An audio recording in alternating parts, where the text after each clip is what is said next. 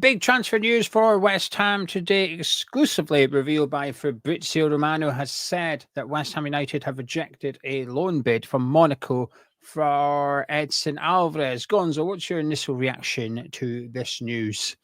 Good. I'm glad that there's some transfer activity going on. I'm glad we've rejected it. And loan deal is no good for us. No good for us at all.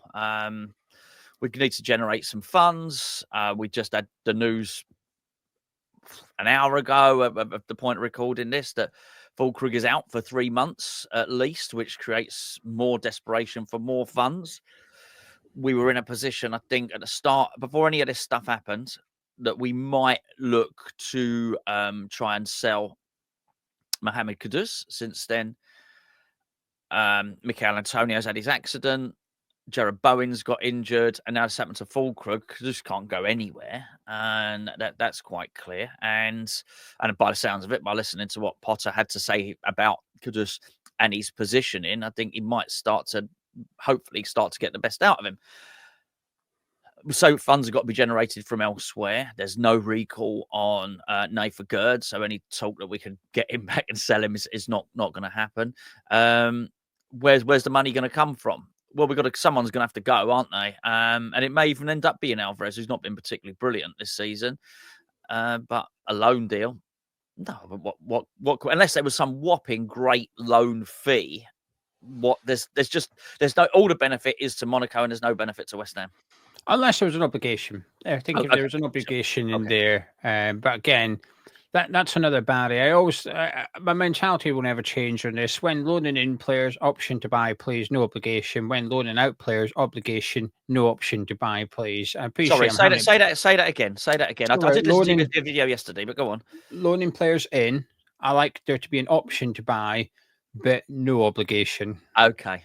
So we can choose at the end of the loan move whether we go ahead. And when we loan them out, I prefer the obligation but no option, because you've got to have him. Yeah. Otherwise, you're stuck in the situation that we were with Nikola Vlasic when we loaned him out to Torino. Had a really good season, but then they started dithering. They had the option and they were like, "No, we're not paying that." Yeah. So it was like, no, but if he's had a good season, tough. Still don't want to pay it. And in the end, they got him for less than what the option to buy was, because he only wanted to go there. So Torino were 1-0 up in the negotiation. So I don't like the option to buy. Yeah. You're left in limbo because you don't know what that team's planning on doing until possibly June. And I think that's a bad position to find yourself in, really. Really, you want to know money, what's coming in, what's going out. How can you budget for the summer when you think, well, that guy might be going for 15 million, but he might not be. We don't know. That's a significant sum of money to be unsure about. So when loaning players out, so in this case, Edson Alvarez, Monaco come along and slapped an obligation to buy on there, and it was a sufficient fee, I'd be all for it, because even if they were to sign him permanently, there'd only be one installment due now, and the accounting period would be insignificant regarding PSR. So it swings and roundabouts, really. I'm pleased we've rejected it, because by the sounds of it, it's just a straight loan. Now, there has been some confusion over Fabrizio Romano's wording of the tweet. If you just take a look at it, it said that Monaco have submitted an initial bid for Edson Alvarez because a loan proposal has been rejected by West Ham. So there was a bit of confusion. Did they contact West Ham and discuss the possibility of loaning him? And West Ham said no. So they've gone away and come back with a cash permanent transfer. Or is the first bid the loan bid, which has been rejected? So we contacted Fabrizio Romano, and he's confirmed to us that it's a loan bid that's been rejected by Monaco. There's been no permanent transfer bid from Monaco at this point. However, Monaco, by the sounds of it, are very keen to get Edson Alvarez. They've got Champions League football, so they've got that European football they can offer him. So we'll see. I'm not against selling him, Gonzo. If they were to come with money, I'm up for it. He's been my most disappointing player this season, truth be told. Him and Kudus, I think, are up there for me. I think with Kudus, I can offer some mitigation that he's been playing, in different positions, and the incorrect position. Saying that, I thought he was in a really good one against Aston Villa, and I don't really feel he grasped that opportunity. But when Potter was discussing his possible position long term under him, he offered up the excuse, which was he struggled in the second half, but that was maybe because the team, because Somerville went off and stuff.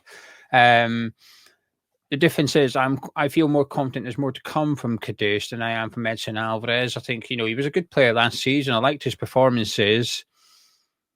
But this season, I'm not too keen. And I'm almost convinced that had he not got injured, he wouldn't be at West Ham anyway. I think he perhaps had a plan to come to West Ham, play well for a season, and get a move elsewhere. He was speaking about Bayern Munich pretty much since the day he's arrived. So I've got no doubt that his personal ambitions lay elsewhere, which I'm okay with. It doesn't bother me as long as he's committed and gives everything to the club whilst he's here and then things are done in the right manner. But his performances have been very underwhelming, and I don't think he'd be too difficult to replace in the transfer window because of his performances. So yeah, I'm actually to some extent hoping they come and try and buy him. The only problem is the value.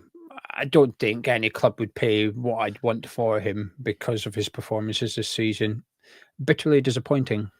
Yeah, well, I mean, he nearly went, let's be fair. I mean, Man United was sniffing around and was talking about 50, 60 million, and whether we'd have got that, I don't know. But I think now that looks like an opportunity missed. Obviously got injured in the Copa America and the match against Jamaica. Curtailed his pre-season and sort of ruled him out of being able to even complete a medical with anyone, and sort of the rest is history. I think I was really disappointed with how he surrendered possession against Aston Villa, and I've not seen the stats. I've not looked at the stats, but from the eye test, I thought that was one of his best tackling performances of the season. So you don't know what Potter's gonna want. I do think Potter would have come in for that game and thought, right, what's the biggest issue at West Ham this season? It's the defence. So I wonder if he can, particularly bearing in mind I don't think they had a shot on target for. I don't think they had a shot. Never mind a shot on target. I'm not sure they had a shot in the first half, Villa. So I think by and large that worked, so I think part of that working, you've got to think how a manager's going to think. And I know Potter's got this reputation for playing, this nice, expansive style of football. If what he went into that was right, what can I do in one session? Let's stop leaking. Let's make sure we don't concede 5 goals. I would imagine he probably looks at Edson Alvarez as being a big part of that, and I do think he defended and blocked really well. So I don't know if he's going to see him as the long-term future or anything like that. And he's going to be looking at 2 things really, Potter, long-term and what I'm going to do for the next 6 months. I didn't like the way he passed the ball, though, and I don't like the way he gets. Obviously, this won't be implemented in his passing stats. It'll be more like, I guess, an unsuccessful dribble. And a dribble's not necessarily someone that's doing step overs and trying to do wing plays, just traveling with the ball, isn't it? I don't like the way he gets caught in possession with the ball at his feet when he's moving with the ball. That seems to happen a lot. I think it's a real area of opportunity in the West Ham team to inject some pace in the middle. I've been desperate for this for a long, long time. And I do look at these players, these teams like Bournemouth and Brighton. And I forget the midfielder for Brentford. It's not just teams that begin with B, by the way. The Danish midfielder, he skips past. Yeah, and he sprints into space. And then you've got the two fast attackers as well, vacating space and giving him options. I would love to think that we can inject a bit. We got a little insight into what we might see a little bit with Somerville there, and when Kudus was there. I think we need more quicker players, and I think Potter might view Alvarez going as an opportunity to inject a little bit of pace into the West Ham midfield. It boils down to, I guess, what I don't know this at all. Do Monaco have any money? If they don't, then I really can't see this going anymore. Or do they have a striker? That could come down to something like that, maybe. Yeah, I'm a bit like this yourself as well. I hope West Ham stick to their guns on this. And I think they will, because this was touted a week ago. Edson Alvarez going to Monaco, and Fabrizio Romano said back then that this is not going to be easy. West Ham aren't keen on this, but it looks like Monaco have gone ahead with their bid anyway, and it's been rejected. And I always get a little bit suspicious with these things, because usually a club would sound out a player at the same time as the other club. So in this case, Monaco would approach Edson Alvarez's agent as well as West Ham.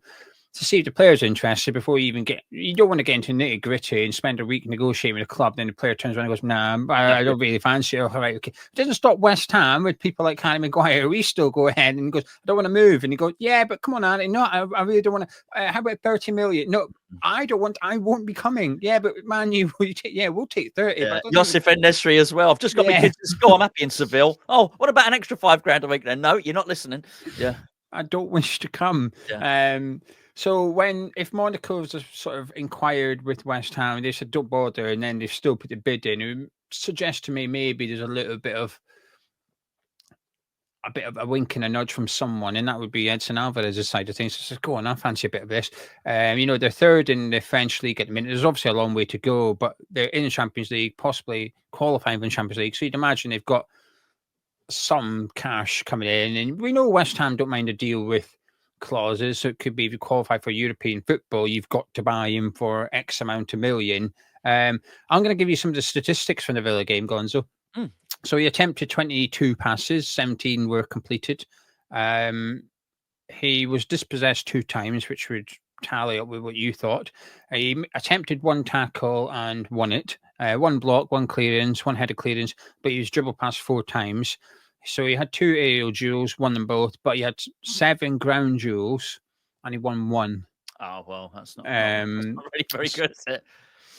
Not the best statistics performance from Edson Alvarez. Of course, eye test tells you a different story, but the numbers... It's a confirmation bias there. I'm guilty of that. I had made up my mind that he wasn't very good at passing. Actually, he's 17 of the 22, so that would suggest he's all right.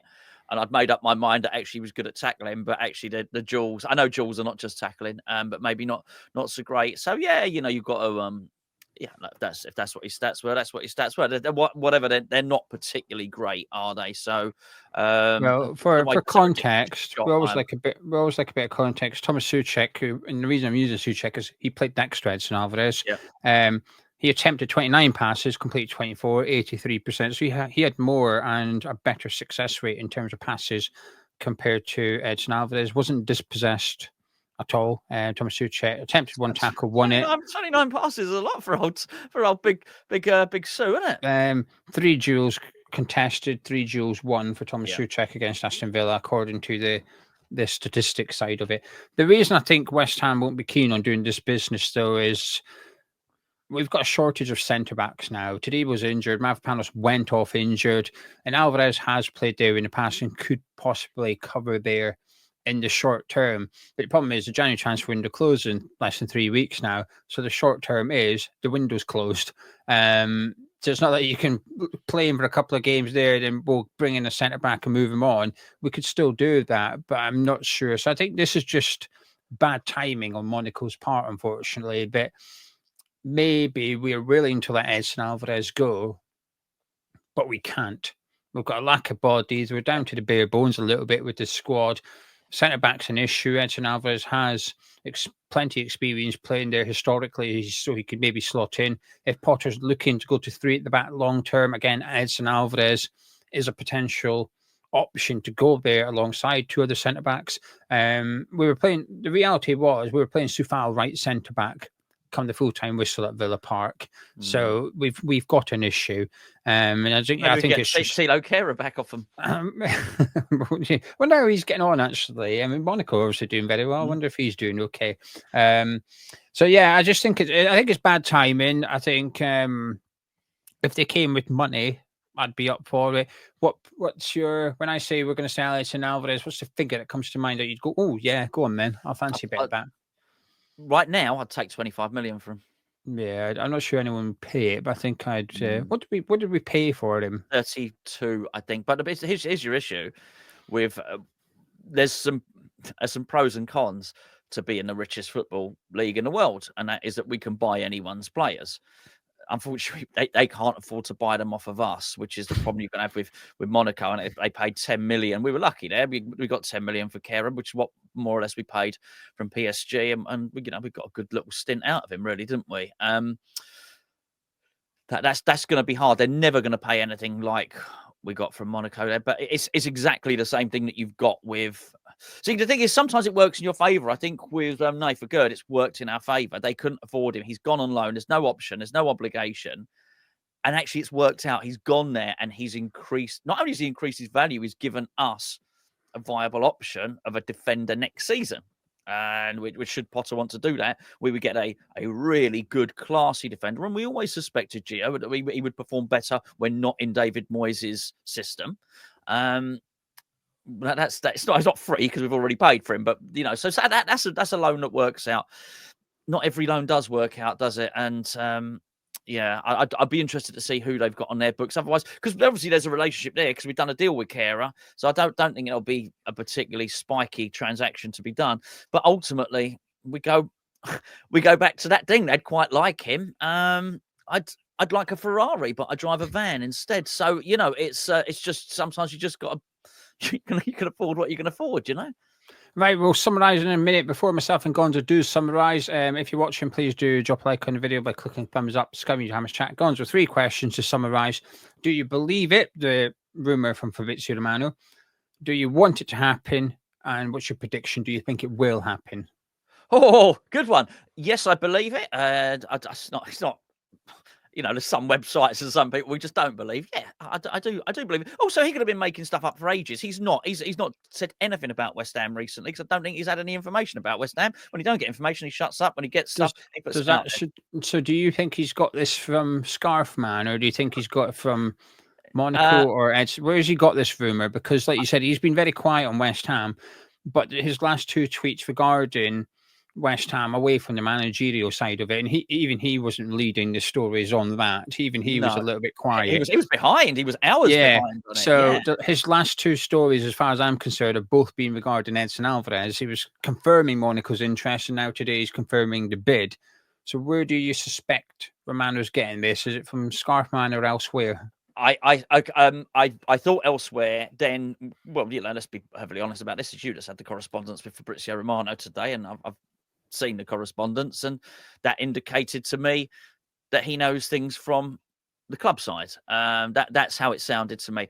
I think, if I'm just purely speculating here, I do believe that Stuyton's had his transfer wings clipped. I don't think he's involved in the final things. I think he can identify players, but I think when it comes down to one club negotiating with another, I don't think he's doing it anymore. It's why he was basically kicked out.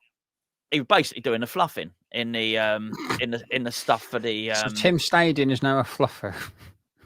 And we're not just talking about that very fluffy, lovely scarf. Yeah, I think he did. And when the real business had to had to be done, the fluffer got kicked out of the room. I think that's hang on a minute. Are you now saying Tim Stuyton fluffed Graham Potter for Karen Brady?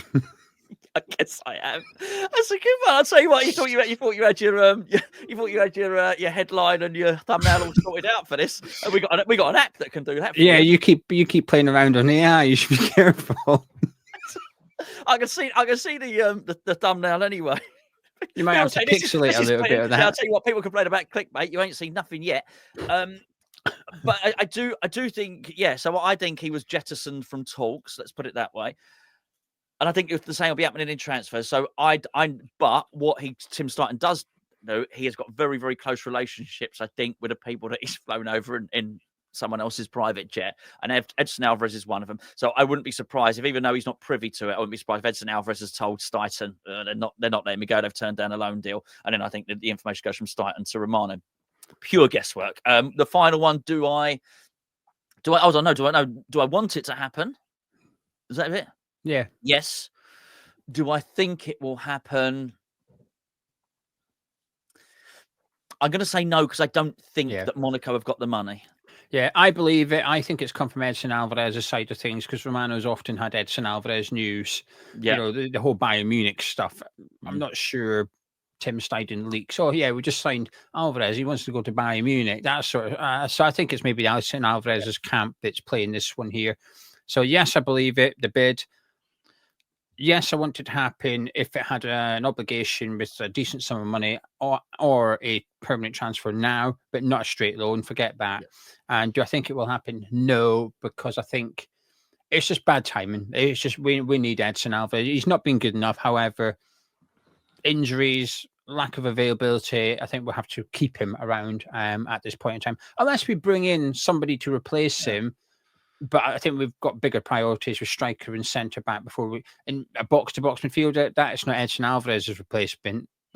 So this would be a fourth signing. Can't see that happening. So no, I think Alvarez will be here, and then January transfer window's closed. Anyway, that's it from us. If you'd like to know more about Fullkrug's injury, Gonzo's video will be on your screen in a few seconds, just for you to click it and go watch it. But please do drop a like on the video by clicking thumbs up. Scouting Hammers Chat, myself and Gonzo. Catch you in a bit.